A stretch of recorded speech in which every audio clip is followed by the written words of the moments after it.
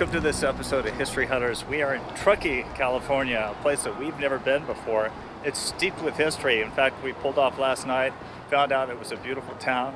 We're going to visit some of the historical sites. Behind us is the Capitol Cafe, which once was Herd Saloon, where a famous shootout happened between two lawmen. Let me tell you about it. So on November 6, 1891, this building was the scene of some great excitement. Jacob Teeter, the constable here, he served from 1869 to 1891. He was gunned down by a deputy named James Reed in a gunfight in what was called Herd Saloon back then. Teeter was kind of a straight shooter, liked to enforce the law strictly to the law. Constable Teeter was known for using a wooden pickaxe handle instead of a gun, saying it was quicker to use and less likely to misfire. There was tremendous bad blood between the two. It's said that Reed was a handsome and rugged deputy sheriff who helped bring law and order to town, but some suggested that he was part of the problem here. He was pretty good at firearms. He was known for his romantic involvement with the ladies of Jaboom Street. In 1882, when he was attacked by a man with a knife, Reed picked up a rock and threw it at the man and killed him. He's best known for his violent gunfight here with Jacob Teeter in 1891, in which Teeter, his fellow lawman, was killed. Reed and his three companions went inside to drink or to eat. Teeter walked in and insulted Reed. Reed hit Teeter twice, and Teeter pulled a gun, which was jerked from him. Then Teeter went home while Reed was finished drinking with his friends. Teeter came back with two pistols. Teeter opened fire, missing Reed's head, possibly because he had been drinking at the saloon earlier. Reed returned 4 shots, hitting Teeter in the head, the chest, the gut, and the arm. They took him out of here, and he died the next morning. He's buried in the cemetery of Truckee, and we're going to go find his grave. After the gunfight, many people were very upset at Reed because Teeter was a respected lawman in town. Reed felt so much remorse over the incident that when he died in 1905, he was a lonely and broken man. I noticed over here on the building, there's a plaque. Let's go check it out. Names this as the Capitol Building, but at the time of the shooting, of course, it was Herd Saloon, built in 1870, as you can see here.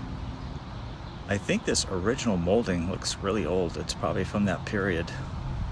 William Herd opened the Capitol Saloon and Restaurant in 1868, and I understand that a fire destroyed the original wooden building, so he replaced it with his 2-story brick structure in 1870, which is known today as the Capitol Building, oldest commercial building in Truckee. What do you think of this place? Interesting. Over there's the depot. We need to go over there later, talk about what happened there. Theodore Roosevelt came to town here. Interesting? Interesting. I was going to explain about some of the bad blood that would happen between Deputy Reed and Constable Teeter, and it centered on the activities of a vigilante group called the 601. 601 didn't like the Chinese laborers who set up in this area, who were cutting wood, lumber, working for the lumber companies and working for the railroad. One night they decided to torch a Chinese boarding house, and as a lot of the members coming out and escaping the flames and the smoke, they started shooting at the members of the 601, started shooting at the Chinese. It was determined later that Deputy Reed's gun actually fired and killed one of the Chinese laborers, and he was actually cleared for lack of evidence. Wow, this is truly a nostalgic site over here. A period gas station that stands as a memorial to a bygone era. This Flying A gas station was originally built in 1936, but was restored about 2008 to look like it did in 1949. These old gas pumps might fool you into thinking it's a gas station, but it is now home to the Ingalls and Volkers real estate office. In the past, it was also the Sports Tahoe outdoor clothing store and Lake Tahoe Brewing Company for you beer fans. Truckee is really a forward-thinking city because modern art like this giant metal bicycle adds to the artistic feel of this place. And I'm afraid Sarah is going to try to climb on top of it. Dedicated to California's sons and daughters who served their country in the World War, 1917 to 1918, and to the memory of those who gave the last full measure of devotion. Apparently there's a bunch of monuments that are placed along Victory Highway. This is a monument that used to be sited on Highway 40 near California-Nevada state line. One of a series of monuments placed on the Victory Highway across the U.S. honoring those who died serving the United States in World War I. The statue is of a female bald eagle protecting her eaglets, which symbolizes how the war veterans defend our nation. Someone painted this really cool nostalgic mural on the side of this newer building, but nonetheless kind of blends in with the historic feel of this downtown district. So now we're going to go check out the historic town jail. I understand it was in operation until the 1960s, but let's go check it out. I'm sure that this building has been modified with some preservation efforts over the years, but this plaque indicates that it was built in September 1875 and remained in continuous use until 1964. Clampers put this plaque here in 1966. The building is made of blocks of native stone, about 32 inches thick, on which bricks were mortared in place atop of it to make for one very tall building. You can see the windows have these old iron shutters which could be opened for ventilation. It doesn't look like a very comfortable place to be.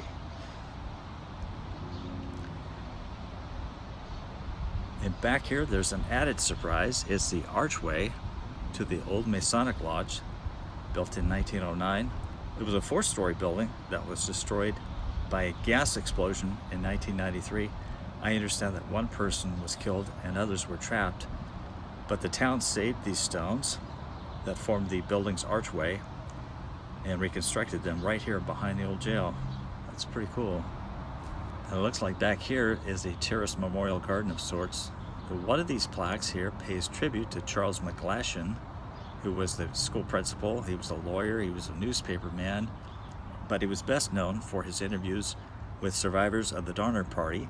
He chronicled their tales and he preserved some of their artifacts, I understand.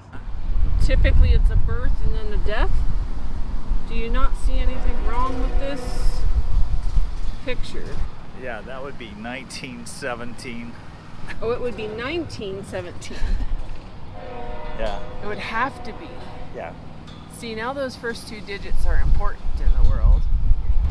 Okay. You're gonna put it, my blonde moment in the history, Hunter.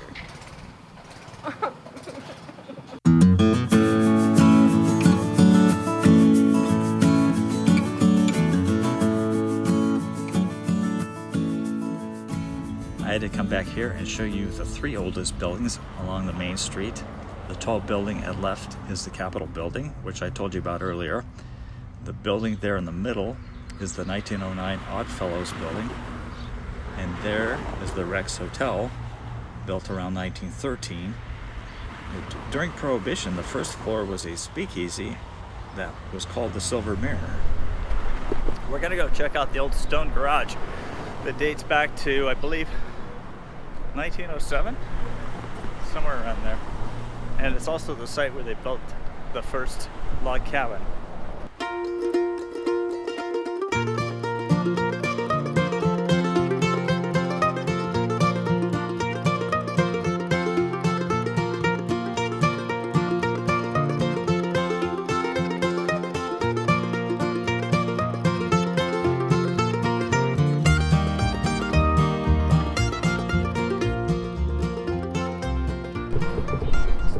You have to imagine that before there was a railroad that was cut through here in the 1860s, there was really nothing here but an old loggers route.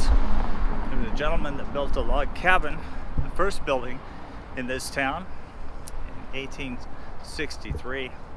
I understand the log cabin was built up here on the corner where there is a stone garage, an iconic building for this town. And they actually moved the log cabin a block that way. It's still there. It's somebody's private house, but we're going to go check it out as well. Having fun? Yeah, somebody behind us. This building is known as the Stone Garage. It's built on the site of the very first building, that log cabin that I told you about earlier. The log cabin was moved a block away in 1907, and 2 years later, a DJ Smith, with the help of European-trained stonemasons, constructed this stone building for use as a livery stable and a garage. It looks like it's now a skateboard shop or some kind of ski shop. The very first home in Truckee is the iconic log home built by Joseph Gray.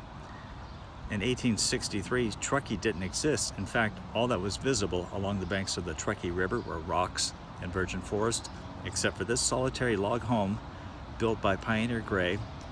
He believed that this area would be a good place for a tavern and a way station for weary travelers. It reads 1863, first log cabin erected by Joseph Gray at the southwest corner of present-day Bridge and Spring Streets to serve the Dutch flat wagon road over the Donner Pass, removed to the site in 1907. Apparently, this is the same timber because just look at that very old wood when you get up close to it. This is just incredible, given that this was built when Lincoln was halfway through his presidency. And it looks like Sarah is admiring a flower growing here in the yard. She always snaps pictures of flowers and things like that. This is the old Englehart family home.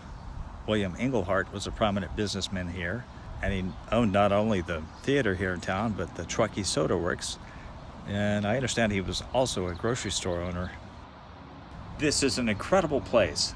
This is the Truckee Hotel. The Truckee opened in 1873 as the American House.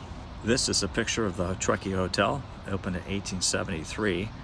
As you can see, it was once called the Whitney House. It was a stagecoach and overland train stop for passengers. But when it opened, it was the American House. Most of it was destroyed by fire in 1909 and rebuilt.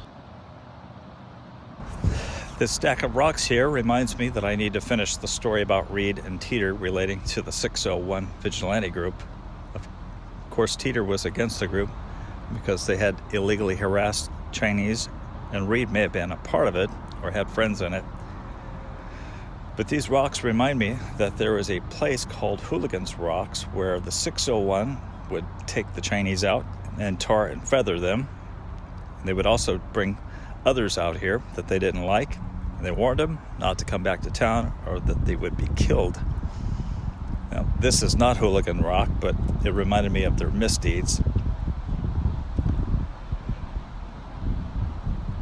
Off in the distance, you can see the railroad, which the Chinese helped to build. A lot of the Chinese laborers who did the dangerous job of blasting out tunnels in the rock through the Sierra landed here and remained here working in manual labor jobs. A lot of them weren't welcome by the whites in town. There was a strong anti-Chinese sentiment in California and here in this community back in the 1800s. This is the same set of historic tracks that helped link California with the rest of the country. The trains reached the Truckee townsite on April 3rd, 1868. Construction continued from here eastward to meet the Union Pacific tracks at a rate of 1 mile per day. Not very fast. It was actually not until May 10th, 1869 that the two met in Utah, 13 months after the tracks were laid here. Of course, this town is also known because of what happened with the Donner Party back in the winter of 1846, 1847. What, 1882 Bar and Grill? Look at this. It's like a little sailor. Is it a sailor? Wow. And then some sort of crystals embedded in there. It's Columbus. Hey, look at how thick. Look at how thick that is. Where the window sill, see the sill, and then look at the cracking around it. Those are modern windows in an old building.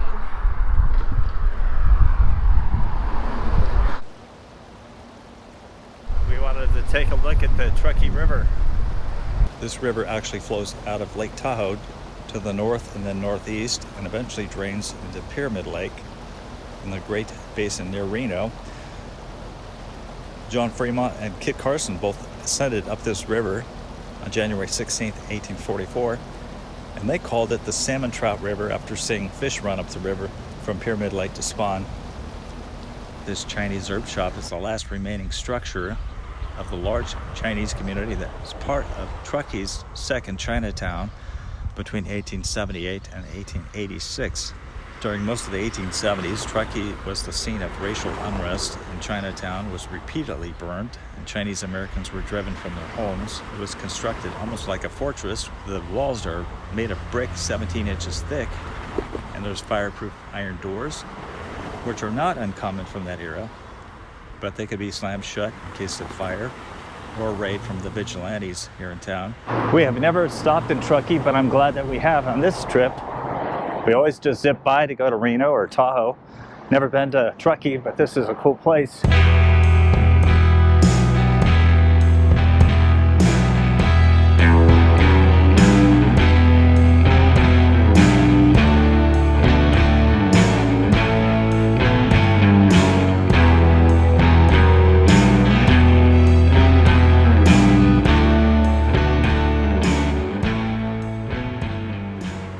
I love iconic diners like that. It's actually right next to the Transcontinental Railroad tracks that you see over there. This is a relatively new addition to Truckee. It's the Jack's Truckee Diner, housed inside of a restored 1948 Coleman Railroad diner car. It was formerly the Birmingham Grill that operated outside of Philadelphia. Across the street is the Star Hotel, built as a home by early pioneer George Schaefer, who in 1867 built the first lumber mill here in town. When he moved his mill to Martis Creek in 1871, this building was converted to a hotel. For 24 years, the Truckee area supplied lumber to railroads, mines, and boomtowns. Through George's enterprises, he became partners with Joseph Gray, who built the first home, a log home, in Truckee on what was just a stop along the freight route. Schaefer was instrumental in moving the locomotive San Mateo to Truckee in a winter crossing of the Sierra prior to the laying of the Central Pacific Railroad tracks. How, you ask? He used a sleigh pulled by 30 oxen. I swear this has to be the busiest place in the world. I'm trying to shoot some videos here, and people are just running you over everywhere.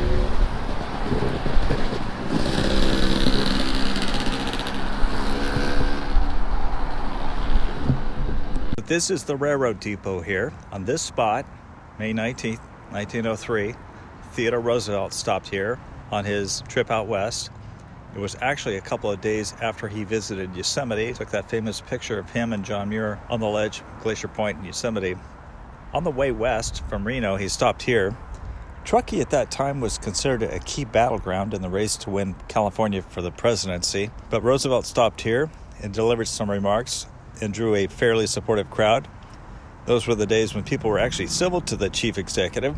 Some of these buildings along Donner Pass Road there were seen in the background of the Roosevelt photo. You can actually see the Truckee Hotel in this picture. The constable at the time in Truckee, William McDougald, helped provide security as the bands played.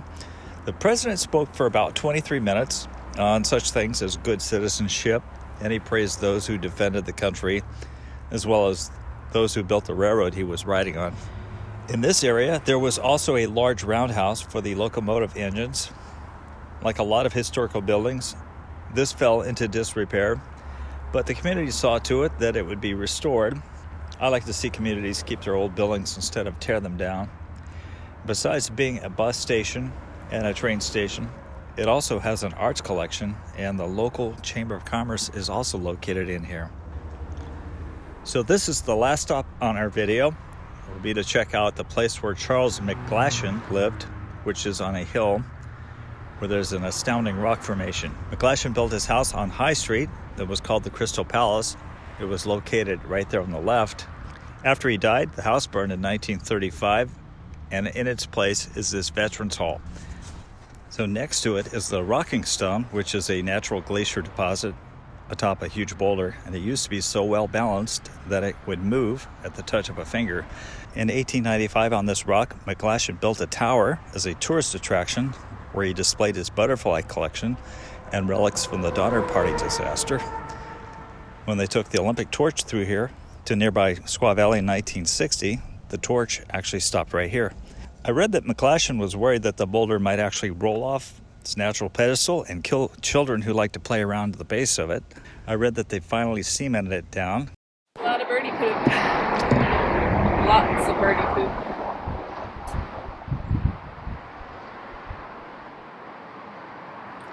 So it's said that you could at one time press on this and this 17-ton boulder would actually rock back and forth.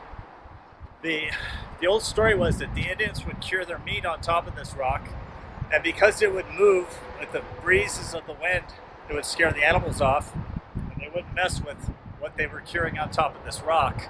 It's unusual to think that Donner Party relics were actually housed up here in this enclosed structure. As you can see, this place is a very nice view overlooking historic Truckee with that very historic railroad line that brought in so much of the life into this town. Could you live here? Yeah. No. No, it snow's bad Not in in the winter wintertime. time. No. Snow is really bad in the wintertime. So we have one more stop. Where? Well, I know that you love cemeteries. No. No cemetery? What? No cemetery? We're going to the Okay. cemetery. As we make our way around this celebrated rocking stone, I invite you to watch for our accompanying episode because we're going to next visit the Truckee Cemetery, where many of the folks that we talked about here in this video are buried. So thanks for watching, and we invite you to subscribe. Make sure you activate the notification bell so you don't miss any of our future videos. What did you think of our visit? Let us know by commenting below, and we hope that you liked it enough to give us a thumbs up. Thanks so much.